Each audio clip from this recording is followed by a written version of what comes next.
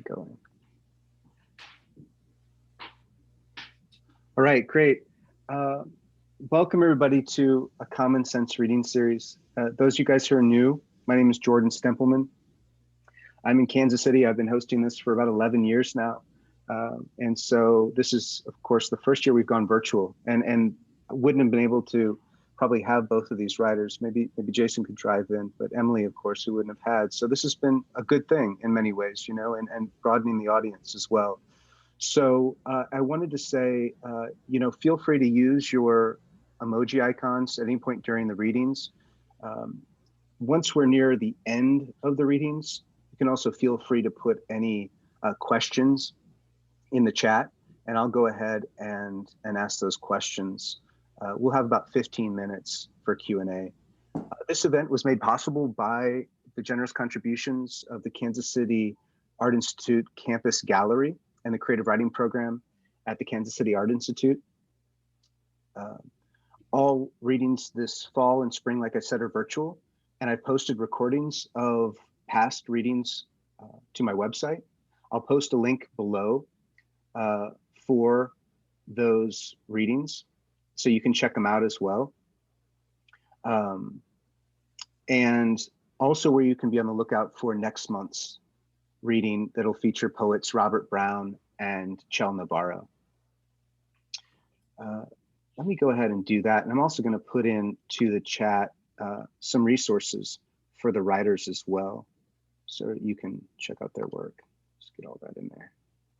There we go. So like I said, there'll be 15 minutes for Q&A. Feel free to ask these writers some questions as we move through the readings. Anything you're interested in, I know they would love to explore with you and to talk more in depth about. So our first reader tonight is going to be Jason Teal. Jason is the author of We Were Called Specimens. He edits Heavy Feather Review and lives in Kansas. His MFA is from Northern Michigan University. Writing appears in Sprung Formal, so check that. It'll be coming out in May, and we'd love to have Jason's work in there. 3 a.m., Quarterly West, Volume 1, Brooklyn and Hobart, among others. He and others have organized the 100% free to participate virtual book fair called SMOL, S-M-O-L, and I'll go ahead and put that in the link as well. And please welcome Jason Teal. And one more thing I want to say is, I met Jason when he invited me to read for his Drip Torch series, and he was so gracious. And the series I got to read with Mercedes Prado, who was fantastic, and it was a beautiful drive out through the Flint Hills to come to your reading. And thank you so much for hosting me there, and I'm excited to have you here tonight. Jason Teal. Yeah, thank you so much, Jordan, and thank you, KCAI, and thank you to my co-reader Emily tonight for putting on this event. What I'll say is, I had my first book come out during the pandemic, so that was quite a challenge just to get my head around having a book, but then also to have it during a lot of these quarantine issues that we're all presented with currently. So this book has had kind of a weird life already so far, not because of any controversy or scandal like I would want it to have, but just simply because, we don't have the means available to us like we used to. Really gracious to Jordan for running this thing. I didn't know this has been going on for 11 years, so happy to contribute. So the book We Were Called Specimens kind of started out of this sort of found project, this task that my friends presented me with by naming a lot of people that I didn't know. And I made up one character named Marjorie at some point, and she took on a bigger life than I was ready for, and continued to appear in my fiction and presented herself as a way to write through some really big walls that grad school presented me with, and eventually became the book. So it was a real fun project to kind of just not know where it was going and how it was going to take shape. And now that it's kind of its own text, I hope it receives the kind of a cult following that I really wanted to. So I'll read this longer piece from it. It's called The Age of Death, an account. And then if there's more time, I'll read some stuff coming out from Sprung Formal, just to kind of tease that issue which I'm really grateful to be a part of. So this story is called The Age of Death, an Account. And what you need to know about the book, every story is pretty much a different style, different plot. Marjorie appears, disappears. She's kind of a cipher for many things. Her and her other cohorts, Leo and Simon, kind of have this revolving door um, uh, engagement with the plots of the book. So some of it might sound kind of poetic and lyrical, but this story itself is a little bit, or this chapter, I guess if you want to call it a novel, but this part of it is a little bit more grounded and plot driven. So hopefully it's a little bit more entertaining to listen to. So that said, here we go. My first month back from the dead, and Aunt Marjorie starts touring cities, puts me on a ball and chain next to her podium for shows. The amazing dead boy reveals secrets of heaven. She prints these flyers in books, food courts, until we get national press, which happens after Leo calls in a favor from his friend in Los Angeles. Leo's promoted. His friend plus 2 staffers are hired full-time to manage my newly dead, hungry for brains persona. The camp psychiatrist thinks I'm kidding about exploitation, and when I tell her my fame has fried Marjorie's brain, she ups my tranquilizers. Dopamine keeps me from moaning about it. I pose for Suicide Girls, appear in pop videos. Meanwhile, I stop eating with the crew, hide in my trailer. I get a tutor who teaches me algebra. I'm hosting Jeff Foxworthy's Are You Smarter Than a Dead Person pilot. And my famous aunt, in an interview with Oprah, consents to a televised checkup proving once and for all that I have no heartbeat, that my skin is extra clammy. I eat my tutor. Marjorie won't visit before tapings, gives Leo the keys to my restraints. I try to kill Leo 5 or 6 times, clawing at his face, but he finally screams that the keys are fake when no one jumps in.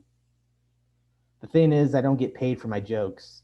I sit in writers' meetings, suggest scripts that broadly appeal to key demographics, where Leo pulls down salary plus benefits for wearing decoys.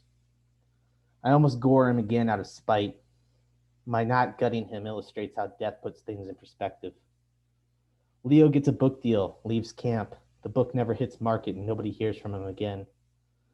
My aunt and her cronies scheme to hold me captive, write out my miracle for all it's worth. I start to lock my trailer door. They unbolt it from the frame. I make it as far as high school. They move me into the stocks.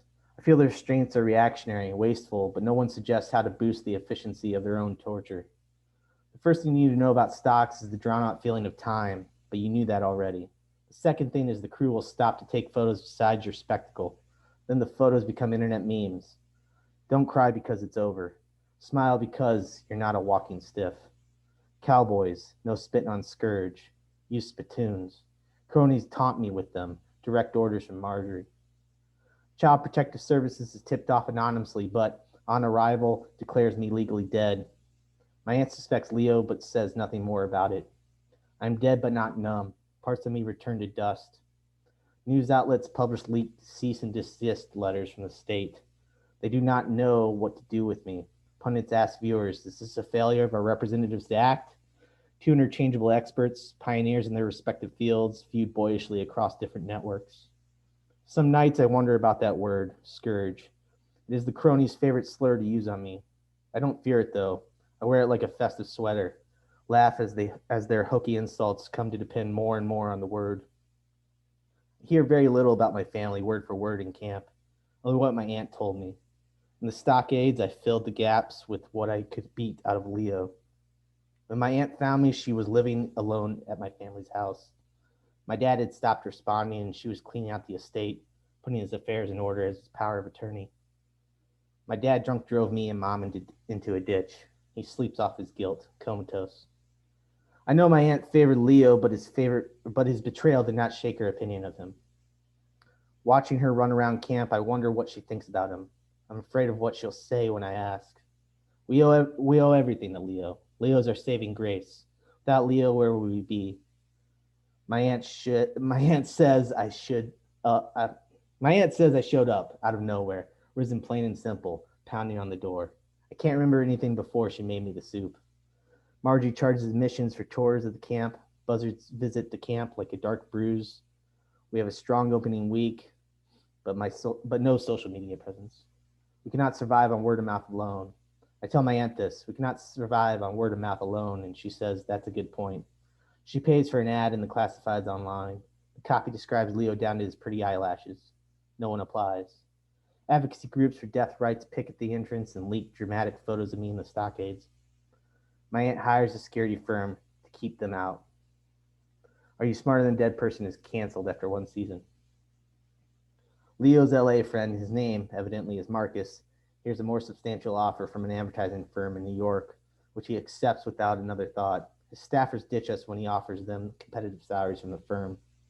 More and more volunteers abandon the camp. All of a sudden, my aunt is in charge of a sinking ship. She burns through her savings to feed the security firm that keeps the advocates at bay. No one in television, radio, or other media wants to touch us, calls us a gimmickry of death.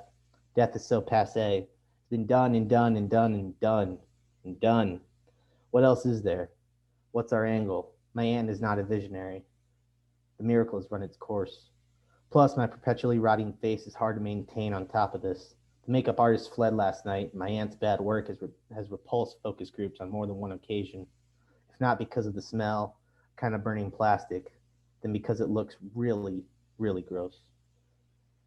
I want to reason with my aunt. Leo's out of the picture. Why am I kept prisoner? I need out of the stocks. Someone sets up AV so we can watch the ball drop. Runs extension cords plugged into trailers so it reaches me. We are staying up for New Year, and the mood is set. Everything is primed for it. She even laughs at my dead boy jokes. I will suggest a few hours each day without restraints, for good behavior. But then my aunt's friend Earl calls, screaming. Earl says Stanley, the tutor, has risen in the city, fighting strangers in the act. It's breaking news. Have we turned on the set? We hadn't. Earl called before we sat down. Aunt Marjorie winces, holds the receiver away from her ear, feeling trapped or tired. I hear Earl's infrequent screams jump out of the phone. He screams here because a crow smashes into the patio sliding door, drops dead. Earl says the victims declined medical treatment, being uninsured or worse, unemployed. And now there is an epidemic extending to the valley where we made camp. We are disconnected for at least another day. Earl calls back, surprised he has service. A person's silhouette is standing on the lawn, looks lost, so Earl screams. Unable to tell whether or not someone is rabid, he calls him this, rabid. Earl has locked his door, turned out the lights. She says she is okay, or he says she is okay. He has ordered a new home security system with same-day installation. There was a special. Then the doorbell. Earl screams, but it is probably just the technician. He hangs up. I wonder why he chose rabid to describe us. We are decidedly not living. There is something empowering about my kind of rising up, taking vengeance.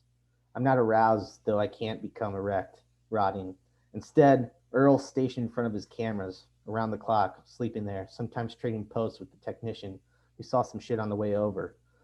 I imagine Earl watching for any sign of death lurking in the brush, hilariously armed with a broom handle, a sharpened fire poker, and unafraid of strange dogs. Ricky, the technician whose name I have made up, has pepper spray and a pistol in his glove box if things call for it, though he hasn't quite figured out how they'll flank someone to reach it in time. Neither plans to leave the house to find out. They aren't romantically linked, but circumstances are rife with the kind of productive tension. This last time, Aunt Marjorie catches me eavesdropping. She looks at me sternly, mouths, "Are you listening to this?" Then pulls the phone back and, walking away, mumbles a few consoling words into the phone, vague advice that pacifies no one. Hangs up. The next day, Marjorie grills me about Stanley. Did I eat him? Of course I remember him, don't I? Stanely. She spells it out, forwards and backwards, emphasis on each vowel. Her southern drawl flares when she is angry. I don't tell her that she is spelling it incorrectly. I was frustrated and Stanley provided an opening. I let out some steam, but I won't say that. I want out of the stocks. Instead, I say, "Who is Stanley?" The next day, Aunt Marjorie says, "You remember the tutor, don't you?" I say nothing. She makes a face. Another. She says, "When you ate the tutor, did you desire flesh? You wanted to wear around his thick tanned hide on all hours like a coat?" This one isn't even a question. "Did you wish to consume his essence, his soul? Tell me." I say, "That's ridiculous." Another day, Marjorie tells me I'm lying. Her eyes seem to narrow on me, scrutinizing my dead, unmoving face. She says, "Did the devil compel you to bite Stanley?" I say I didn't bite him. I'm lying. Doesn't matter. Marjorie moves into her RV, drives it across camp, and parks it behind another useless structure. Later, shouting starts outside the camp, where the poor advocates have stayed in tents over their cars. The guard sprints frantically past Marjorie's door. He's pursued by a rabid advocate, scourged as others would have it. Behind them, a pack is formed. They are loud, crass people not used to death. Marjorie's RV starts up, speeds off, deserts me in the center of camp, charges a few advocates slow to reanimate. This is the truth. My aunt flees camp, leaves me in the stocks. I wonder, what do you do to keep yourself occupied during the apocalypse? I don't have any answers. A buzzard descends, pecks at my face rot, but I can't feel it. I died when I was 9. I don't know anything really. After a couple hours, the buzzard has a voice, suddenly, baritone and imbued with song. He sings to me, songs of despair, murder ballads, country songs I can't listen to. Not because I don't want the entertainment and temporary friendship, just that the songs, I know for a fact, are poor imitations of something else. I haven't even heard Bush Baby in its original form, and I know he is butchering it. The buzzard has a greenish beak, and its feathers are reddish, or the sun casts an eerie hue upon it. I ask it its name. The bird looks at me sideways, perhaps annoyed that I cut him off mid-verse. It's snowing, or the buzzard punctures my cornea. His name, he says, is Simon. So that ends that particular chapter. I think we got maybe a couple more minutes. I'll read a quick one here from the book. I don't think we'll have enough time to tease out the other project, but let's see. All right, so this one's called Marjorie Will Ride the Death Coaster. Parts about this stem from my residence in Ohio, where we live near a theme park. So roller coasters have always animated my imagination. Marjorie will ride the death coaster. Marjorie will ride the death coaster to prove her gusto. Marjorie was diagnosed with brain cancer. She would like to prove her gusto, she says, to banish the malignant tumor. The death coaster, a strata coaster, changed lives from almost 500 feet in the air, baptisms surpassing the height of other rides. When we arrive, the death coaster is closed. The death coaster is down for scheduled maintenance. Returned, we will say our friend Marjorie challenged brain cancer and amusement park lines for the most dangerous ride on the same day. We make a pact on the car ride home, listening to Marjorie's annoying mixtape. No one sings along. At the funeral, we repeat the story for family and friends.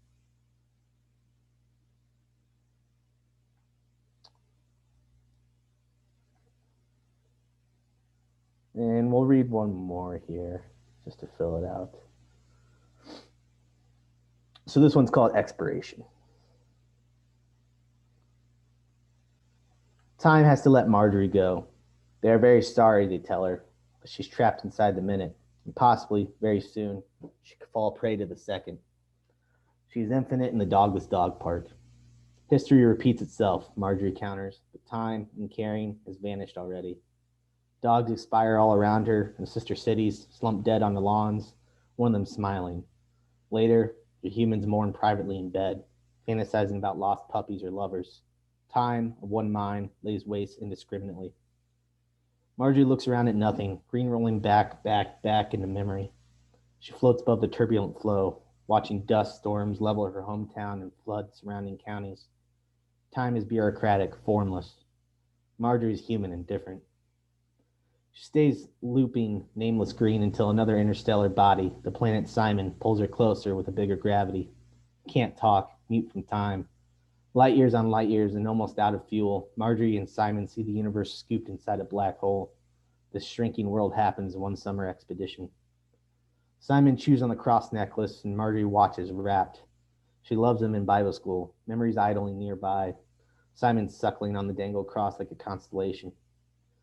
Hurt inside and out, she is weaker now, more than ever, ripe for capture. The microworld assails her, latches onto her yellow dress, the earth in her breath. Simon holds Marjorie, laughing while they tumble out of orbit, the red shift of summer burning dog bones to a crisp. He shoves Marjorie once, hard.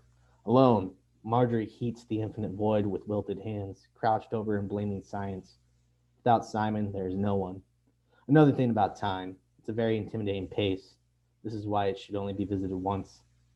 Watching the stars etch meaning into black and dust, she slips further into forgetting, blanket whiteness spreading over the park. All right. I guess I can stop there. Thank you, Jason. Thank you. Yeah, that was wonderful. Thank you so much.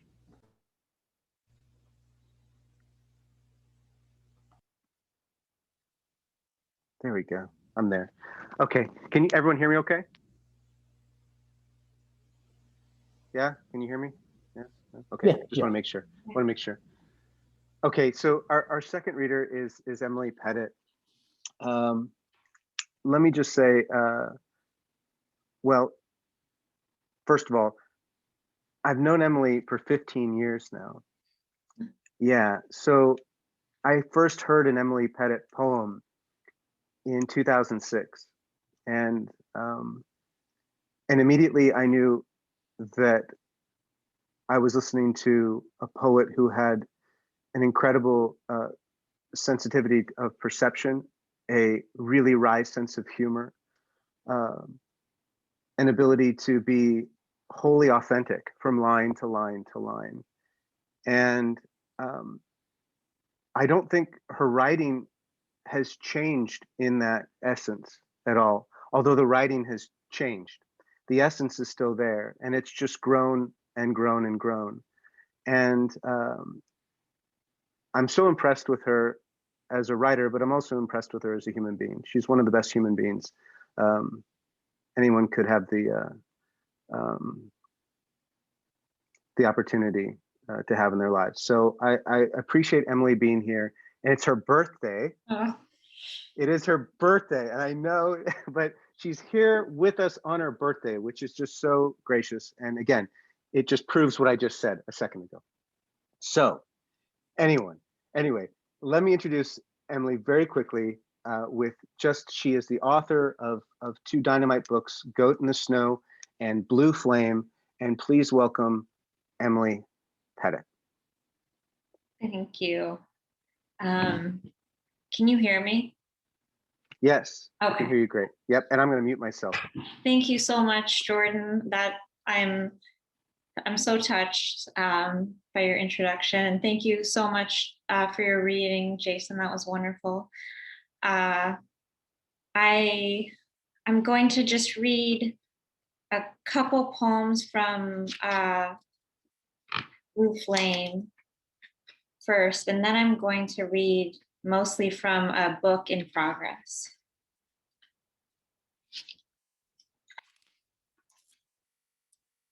To leave half a mind is a gift you sometimes give yourself.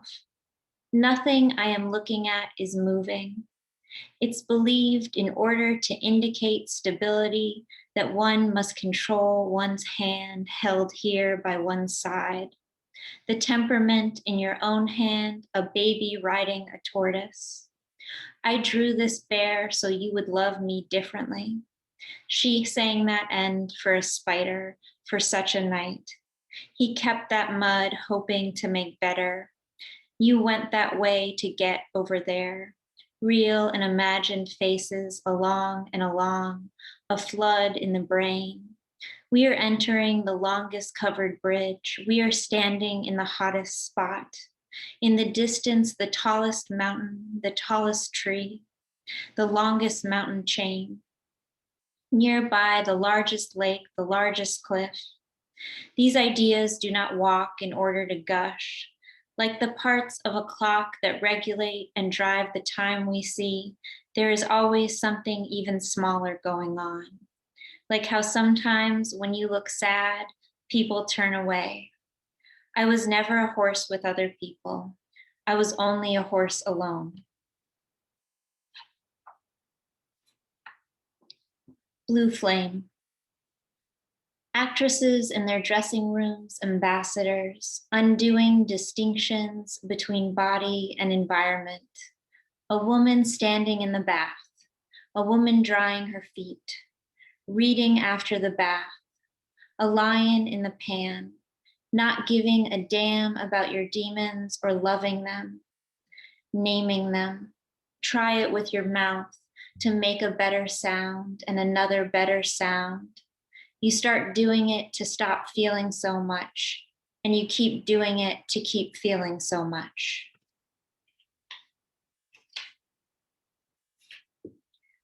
That. I look at the pictures over and over to help me remember. We did that and we did this. He did that. Covered in leaves, she did that. They did that. Salt in the water, I did that. Elk by the side of the road, the elk by the side of the road alive. You by the side of the road alive. The calendar is impatient. Borges explains it in his story with the character who wants to name everything, wants all new numbers, wants one word for everything and anything. I want to be a ball of music. Could you hear me sewing in the dark, finishing something? Okay. Now I'm going to read from this book in progress. And it's a book of prose poems that are portraits of people. And there's a lot of, it's hard to read sort of. So I wanted to read something else to warm up to it. Wish me luck. Ronald Bone believes. Ronald Bone believes he has a problem.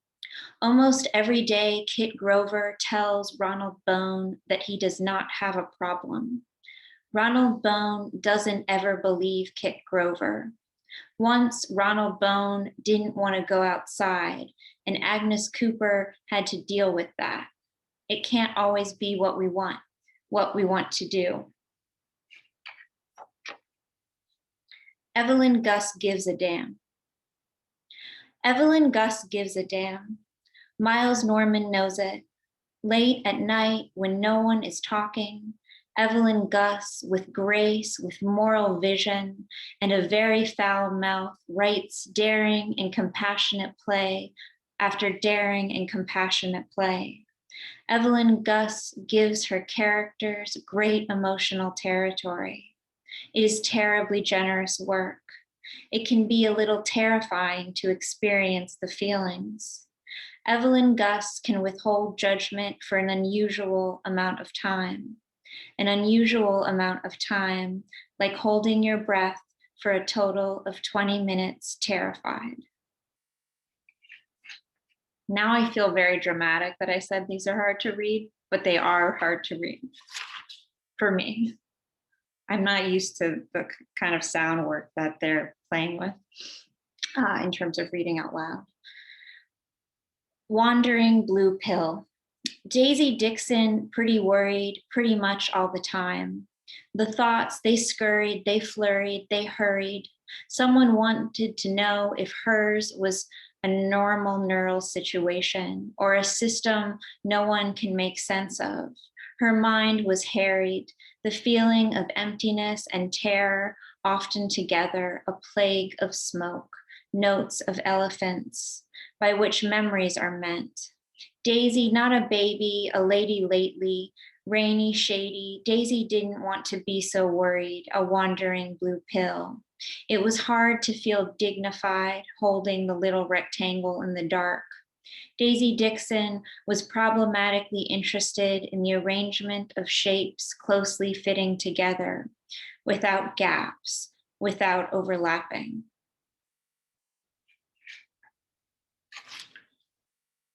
Evan Daniels died. Evan Daniels died today. There was evidence everywhere. On the floor, in the light through the window. On the wall where the light through the window touched the wall. On the chair. On the small desk. Evan Daniels' absence was touching everything. You couldn't say a word. You couldn't smoke.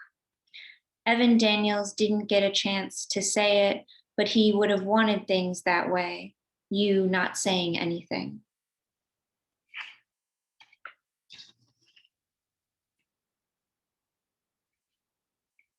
Queen of the Bottleneck Billiards.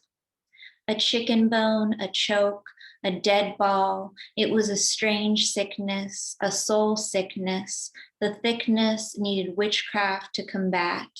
Clara Clifford, queen of the bottleneck billiards, was barely making it. Once Clara Clifford ran most racks. Now she felt like a bad roll, a blank, a blocker, busted, unfortunate, another turbulent tournament away from her last day to play.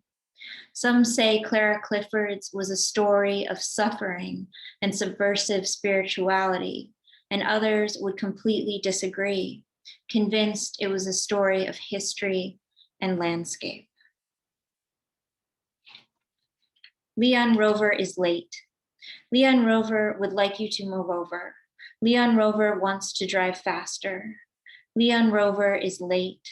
Leon Rover is late for a lunch with Andre Hobbs and one of Andre Hobbs's aunts. Andre Hobbs is in love with Leon Rover. It is believed by Andre Hobbs that his aunt might help Leon Rover get work. Andre Hobbs' aunt is named Val Tipper, and she is full of tips. Val Tipper typically wears her hair in a bun. Leon Rover doesn't want to disappoint her or Andre Hobbs. Leon Rover is in love with Andre Hobbs, and he is trying to stay optimistic. Built slowly. Gertrude Gardner at 8 received a new nickname, Piano Bucket. At 7, she was known as Speckled Duck. At 6, as Interrogation Spiral. At 5, she was known as Open Field. At 4, she was known as the Tiny Sea.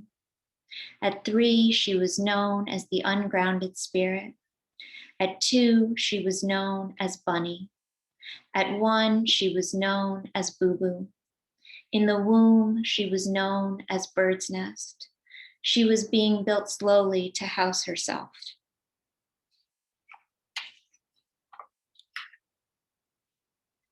The room was clean. The first room was bare, was empty. The room was bright, was full of light. The room was clean, not dirty. The second room was cluttered, was covered with things, and yet the room was not untidy. The room was cozy, was comfortable. The third room was neither bare nor cluttered. The floor was clean. The room was clean, not dirty. The fourth room was small and smooth. The room was clean, not dirty. These were all the rooms. Dora Sloan didn't know what to clean.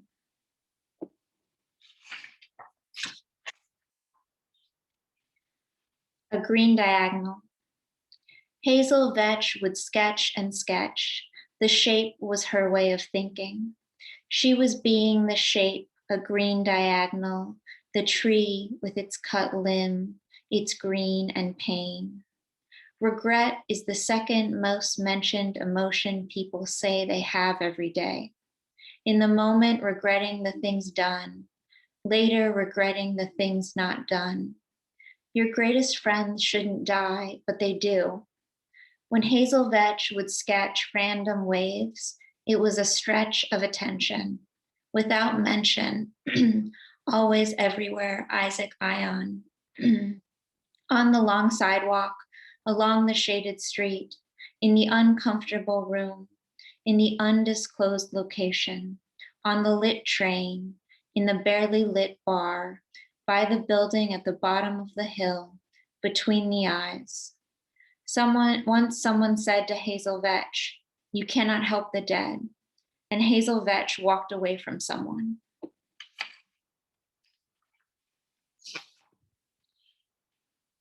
Alice Astor approached. Alice Astor, a certain kind of disaster, could not pass her postmaster exam. Daughter of a newscaster and a ringmaster, each new chapter, Alice Astor approached the clatter with laughter. Alice Astor was easy to flatter, made that really matter. Then she got sadder, felt herself shatter and scatter, was no longer possible to flatter, had run off with an actor. Alice Astor forgot an important factor regarding the actor. She was lonely with him. Her friends were in the center, speaking through the past, sending lots of letters. She wrote back, find someone for me to be in love with that I am not in love with.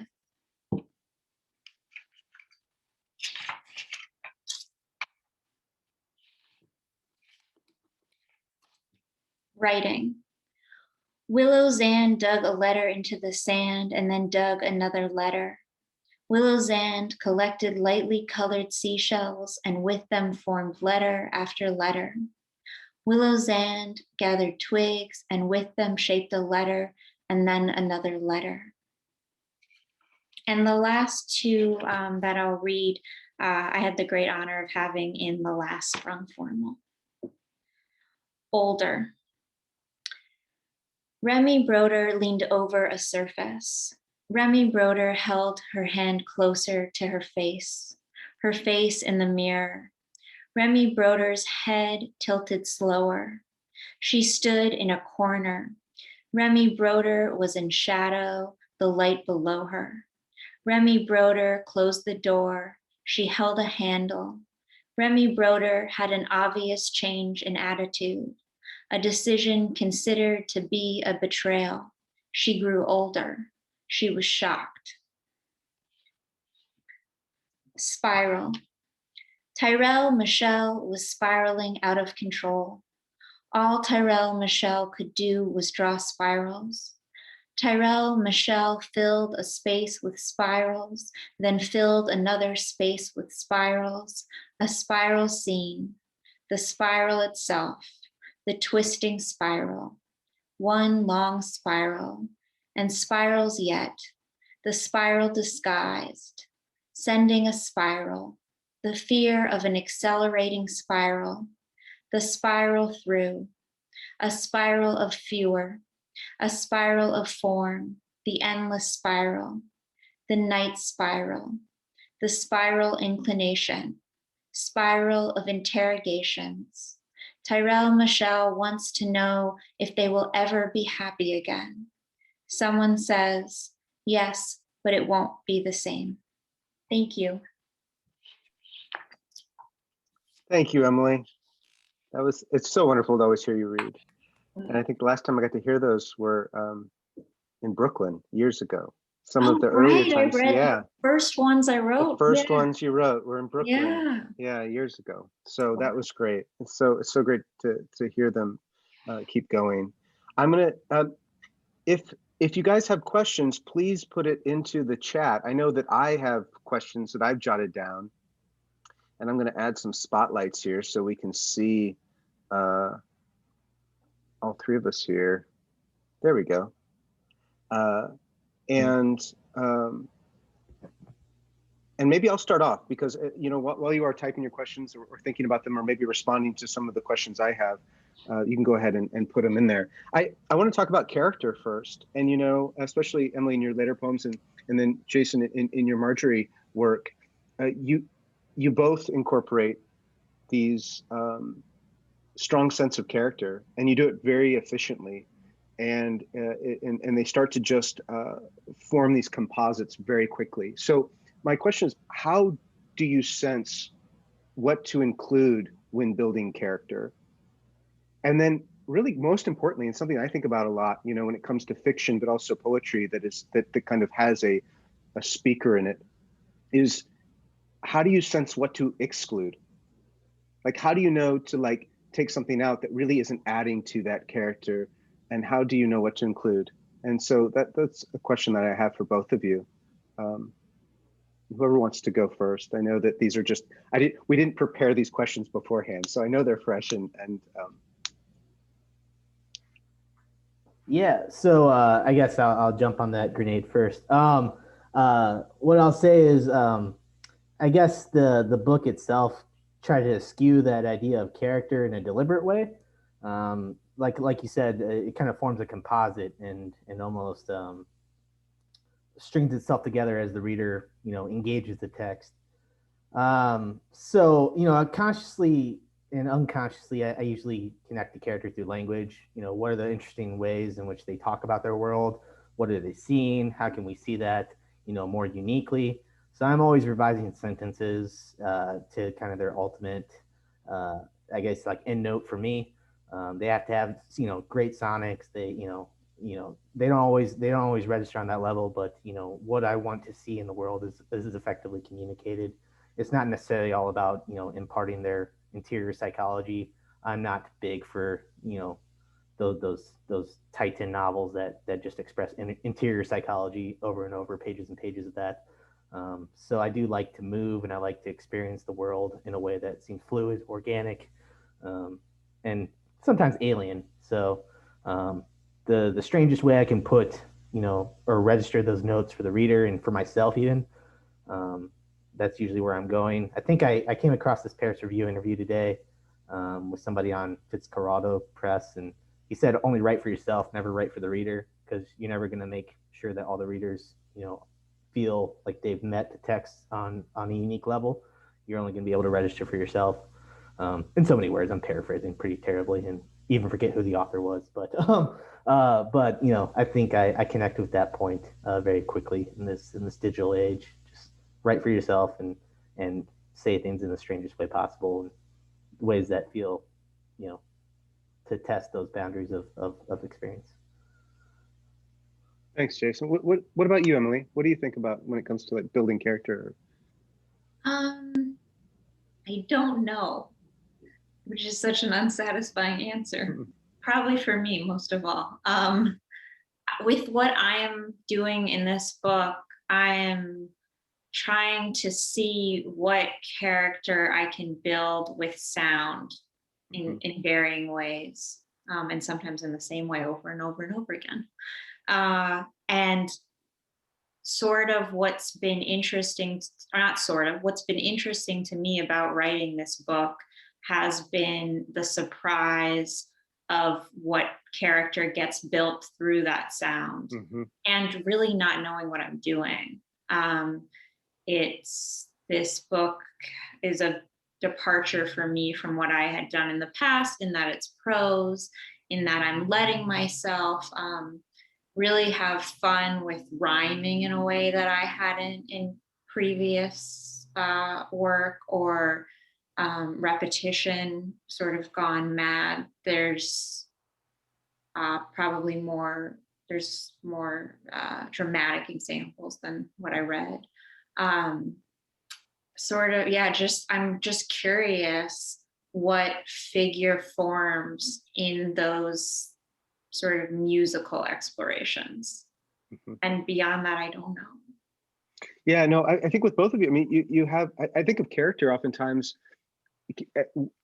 myself included, as the constraints that I'm up against every day in my own thinking or in my own ability to process things differently. And so like, it makes sense, with using sound to influence content or composition, it's a constraint or something that it's just another version of a constraint, that anything related to how someone behaves is their own constraint that causes them to kind of return in this idiosyncratic behavioral way or something, whereas Jason, you had like a zombie, and he was kind of stuck as a zombie and having to process the world as a zombie, and that was also the looping mechanism or something. I don't know, but it's really fascinating to think of imposing an element outside of the person as well, Emily, like in your work, which is just sound and the names, and having to say, well, what's this thing then going to become in these materials that it can perform within or something, Yeah, I don't have in my head sound constraints that I set out to to enact in some way. It's like it's my ear gets into something, and I go with it until it seems like some sort of person was drawn. Yeah. I had a question about presence, and I was thinking about both of your work. Like, how do you know? How do you create presence in your work where it feels like that you're as present as you're writing it as the reader is when they're receiving it? Because I think it's something I talk to my students a lot, right? I think oftentimes when we're writing, we have so many things going through our heads, and we sometimes feel like we get that on the page when we don't. And we've experienced this incredible, complex experience, but on the page we take a lot of that out, perhaps. And how do you perhaps match, or maybe you don't even try to match, but how do you deal with like the presence you're feeling when you're writing? And Jason, you kind of said, you just think about that and hopefully it transfers to the writer, but is there something that you can kind of test at the end when you're done to say, well, I was as present here as I am with this thing that I've made? It might not be the same presence, but it feels present, because I think both of your work feels so wholly present. And I just wonder if there's something you can kind of tell when you're not. Is there something that goes to your head that says, I wasn't present there. It felt like a residue of what I experienced when I was writing it. Does that ever happen, or do you have a kind of a spider sense of any of that? Or Emily, you want to? And you can totally not answer any of these fucking questions. I mean, this you could say, I have no idea what you're talking about, but I'd love to talk about this. These are just things that went through my head. I don't know. I don't know that I'm consciously thinking of, I don't think I'm aware of my presence writing. I think I'd have to think more about this. I'm going to say that. That's fine. So I'll say some of the things that I test when I'm reading and rereading, and this is all internalized, but sentence to sentence, page to page. I usually test, things such as, tenses and subjects. So am I writing an I? Am I keeping that a consistent I that's interesting? Am I writing a we? Does it feel like a chorus that's actually, trying to communicate something effectively, or does the we just feel like it's being passed off to the reader to experience as this gimmick?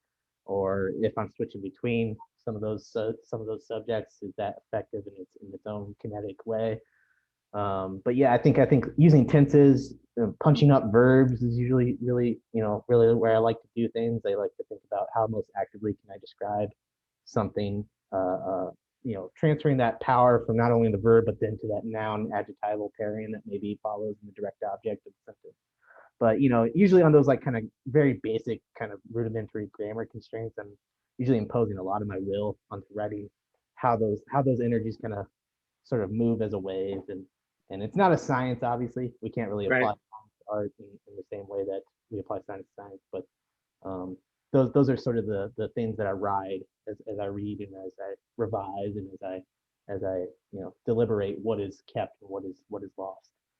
Yeah, that's really interesting. You said that you go to like, on the basis of the sentence level in the revision process, and that itself kind of feels this, it often has its own intensity as when you're writing it the first time, right? The writing of the first time has this kind of wonderful, magical intensity when it's working. I think for me anyway, when writing works, it's this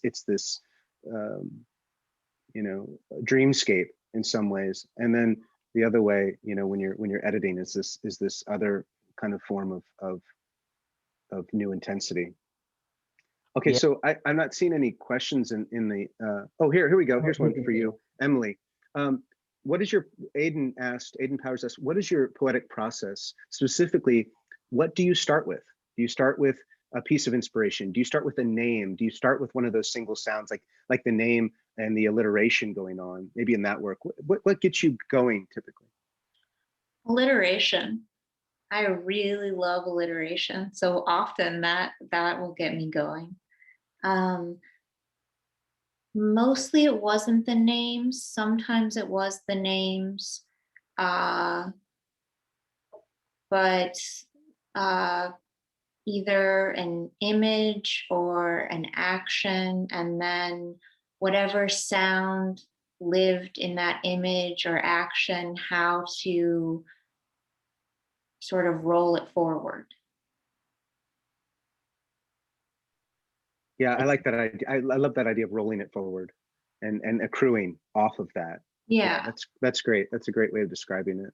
But really, I can't think of anything I love more than alliteration. And so definitely that like would put a little pep in my step of rolling something forward. Another question for you. Oh, go ahead, Jason. Go ahead. I was gonna say, Emily, this is probably maybe displays my ignorance, but how did you select like the names from that piece?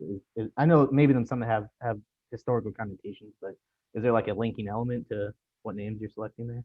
No, none of they're all made up names. Okay.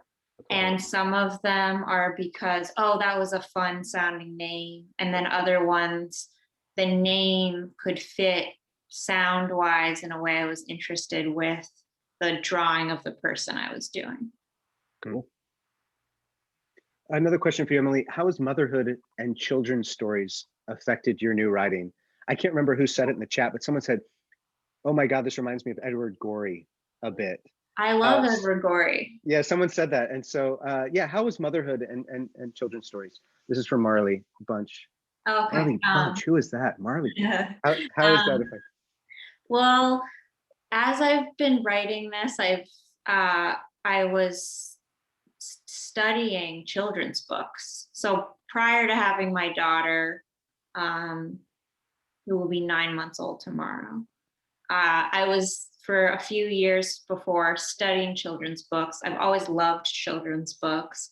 I think because often they do this sound work that I think is interesting to be engaging with, but also because I'm very interested in text and image.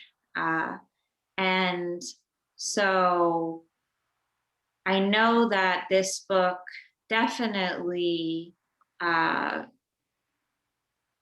in my head and at various times while writing this book, I'm like subconsciously children's books are there. And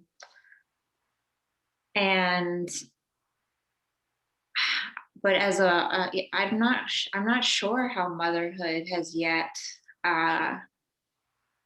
affected my writing. I really hope my daughter likes some of it one day. That would be really cool. That would be the best thing in the world. Tonight, my husband asked if maybe I would like him to record this reading. And I said, oh, Jordan's recording it. And he said, well, I could record it too. And I was like, oh no. And he's like, but what about for her? And then I was like, oh, anyways, this is a bad story. It's not a bad story. You both will be getting recordings anyway. So yeah, it will be there for posterity. Yeah. But thinking about these poems also in that I was drawing portraits of people, visual portraits of people for a long time and still do. And this book was a way of drawing portraits with words. And somehow I think that is in conversation with children's books. Even though I've had people ask me if I want these books to have accompanying images, and I don't think I do, but I don't know, I guess that could change. I see two more questions, and we'll if you guys are okay to answer both of those, and I've got a really short one at the end. But this is for you, Jason. Where did Marjorie and her zombie nephew come from? You mentioned that Marjorie has been around for a while, but has she always been the same age as she is now, or did she have a lifetime beyond were we called specimens? Has she grown up with you? So yeah, I would say that Marjorie kind of originated from just a prompt given to me through friendship. As corny as that sounds, my friends usually love to discuss the Oscars, and I'm not part of that caveat to their discussion. So when they do start naming actors and supporting directors, and any number of nominations, I get kind of lost in the wind. And at one point, out of frustration, I think, or just to be like the center of attention, I said, "What about Marjorie Journey? I heard she's been having a few good things this year," and that just felt like a weird, funny moment because I don't know why the name Marjorie struck everyone. The combination with that and Journey. And then I think we had challenged ourselves to include Marjorie in one of our fiction workshop pieces that coming week. And I was the only one who stuck with it for better or worse. Kind of got insane with it, and decided that she would be kind of the linking register between all these pieces. But yeah, I mean, like I had some trouble defining what I wanted to do for a thesis project in grad school, and I wanted to write a linked story collection, and then I wanted to write a short novel, and then I wanted to write flash pieces, and just trying to find a way to like do all of that at once, and not really care about the actual implications of combining all of that chemistry at once when writing. Um, and yeah, I'm finding that she has a couple of different registers through just like friends leaving Goodreads reviews, like like a lot of like Latin American writer connections. My friend recommended that Roberto Bolaño's Antwerp seems kind of similar scope, and that's just flattering to hear, but it's also interesting to see that other writers have this sort of a chimerical uh, uh, adaptation to their work in different stages. And it's definitely like an early book. I don't think I could write this book ever again.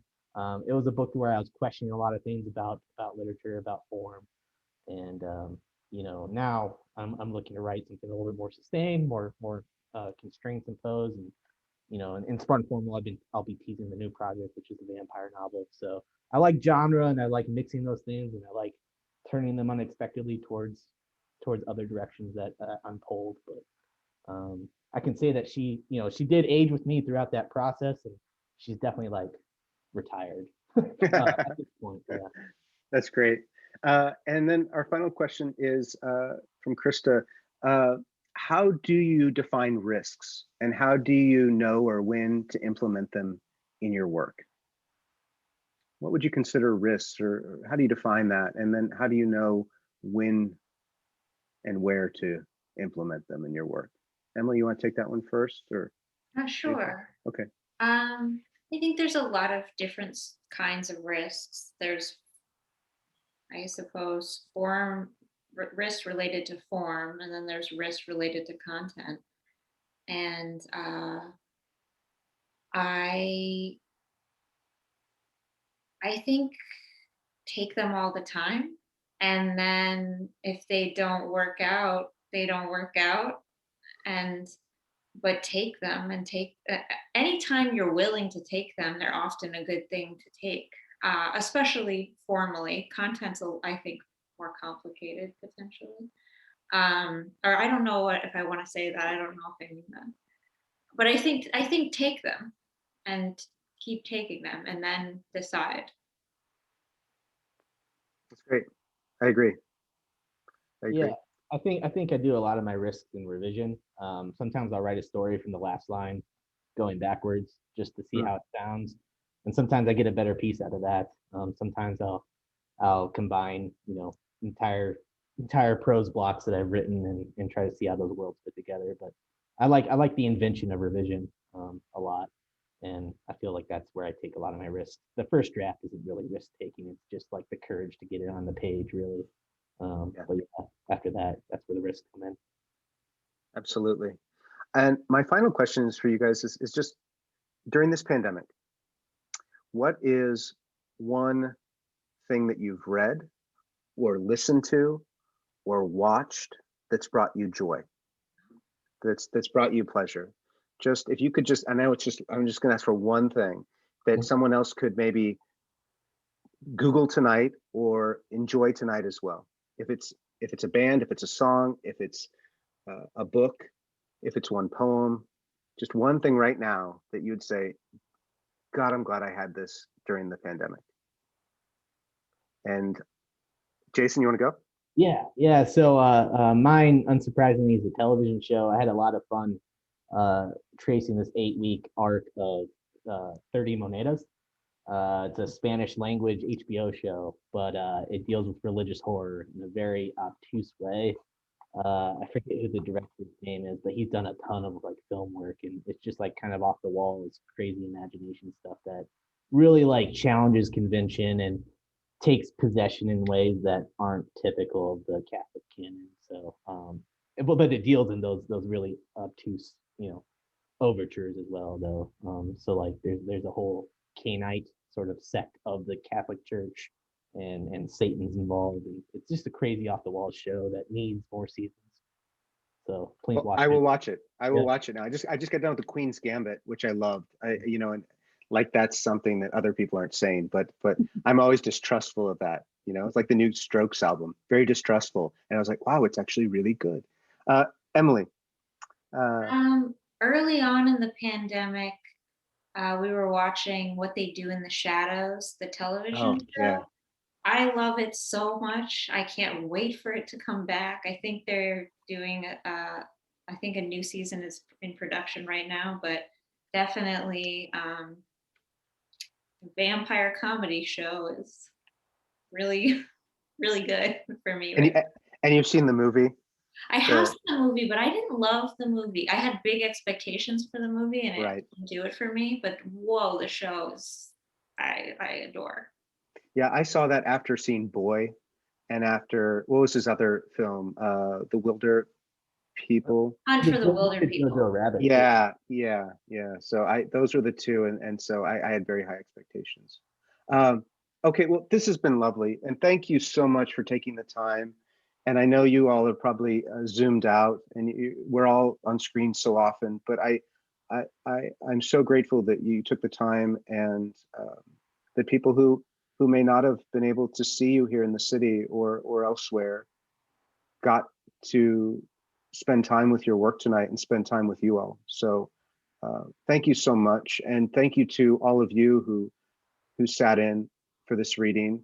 And please come back to others as well, at least the one in February. And then in May, we're trying to do some virtual reading release for Sprung Formal, which will appear as well online. And then it'll probably be back to just Kansas City readings, barnstorming, people coming through town. So, or maybe not. Maybe I will never do an in-person reading again. I don't know. But thank you so much, everyone. Have a great night. Take care. Be well. And I'll see you. Thank you. Bye. Thank you so Thank much. you. Thank you, everybody.